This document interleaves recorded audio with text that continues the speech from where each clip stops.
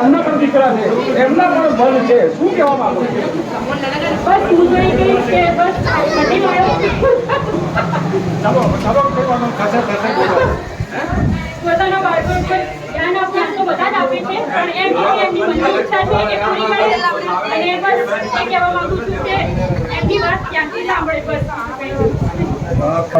બેનને ધન્યવાદ આપવા જોઈએ. બેનના માટે સલામ કરું છું કે એમણે દીકરા માટે જે મહેનત કરી હતી, જેટલી દીકરાએ કરી એટલી જ આ બહેને કરી હતી, એમના પિતાએ બી કરી હતી. પણ સૌથી વધારે જો જસ મળવાનો હોય તો મારી દ્રષ્ટિએ એમની મમ્મીને આપવો જોઈએ.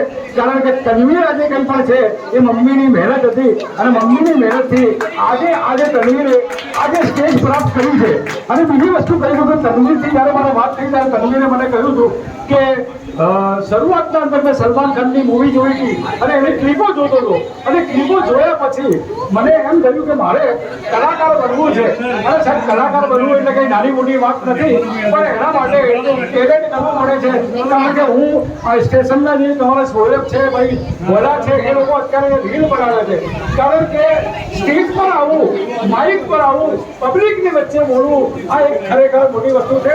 અને આ ટેલેન્ટ આ છોકરાએ જ્યારે કર્યું છે ત્યારે હું ખરેખર એને ધન્યવાદ આપું છું. કે કારણ મેં એનો ઇન્ટરવ્યૂ લીધો હતો અને મને એટલું બધું ગર્વ હતું કે આજે એક પત્રકાર તરીકે આવ્યો છું, પણ એના માટે એક એન્કરિંગ કરું છું.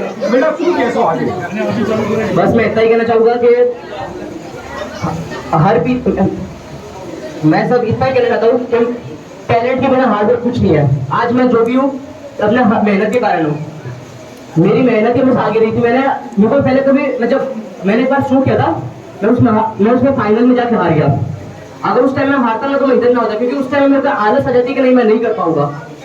तो मैंने मेहनत की, इसके लिए मैं आज यहाँ पे हूँ और इस चीज का गर्व है। और फर्स्टली मैं मम्मी को थैंक यू कहना चाहूँगा कि आज मैंने मुझे उनके सपोर्ट के कारण मैं करूँ, और नानी को भी, मामा, सबको थैंक यू कहना चाहूँगा। और सबने सपोर्ट किया, हम लोग को थैंक यू।